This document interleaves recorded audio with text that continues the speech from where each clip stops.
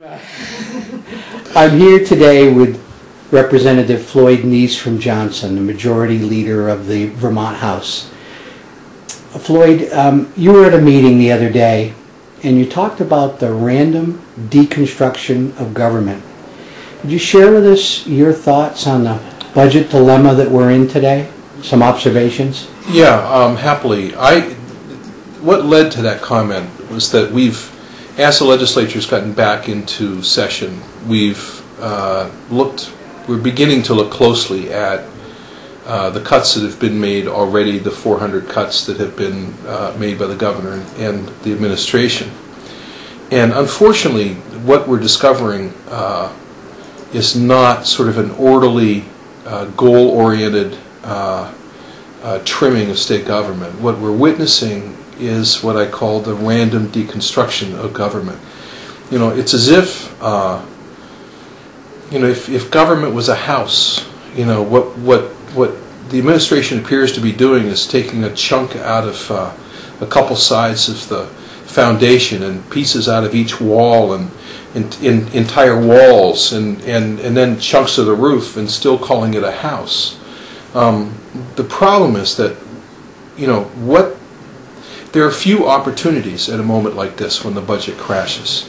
But one of the opportunities is to create a government that's leaner and more effective.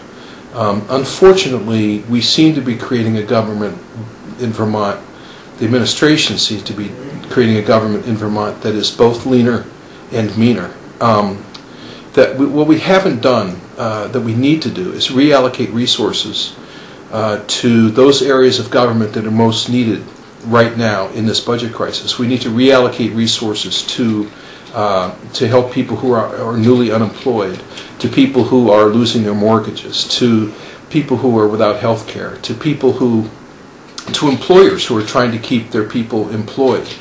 That is not what we're doing. What we're doing is sometimes totally irrational and doesn't save us any money. One example, and this is just one of many, is that we recently cut 2 positions in the health department where both positions, salaries, the phones, the office space were entirely paid for by federal funds. So, but the problem is that the secretary of that, the commissioner of the Department of Health, was handed a body count and said you need to empty that many slots instead of, and so that's what she did. And these 2 positions happen to be cervical cancer screening positions, which are incredibly important preventive care positions. And anyway, that's an example of exactly what's occurring. Just briefly, are you confident that the stimulus package will allow us to build a bridge and buy some time to get out of this problem? I'm hopeful, but what I think Vermonters and the legislature need to come to terms with is the fact that we have some very serious structural challenges that are not going to be addressed by the stimulus package, and that are long-standing. They've been around for a long time, and this kind of a downturn in the economy magnifies them.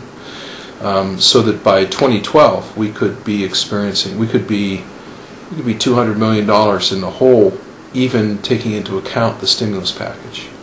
I think what we need to do is allow the stimulus to create a bridge to a more thoughtful approach to downsizing government, and also let it be a bridge to make some decision making around taxes. Everybody else in the legislature speaks of revenues and fees and all of that, but I think it's time for us to look Vermonters in the eye and say we are going to consider taxes. Whether temporary or permanent is still up in the air, but I think that we have to do that in order to be responsible. Floyd, thank you. Maybe we'll come back after crossover and get an update. Okay, happily. Thanks a lot, Floyd. Yeah, thank you, Dave.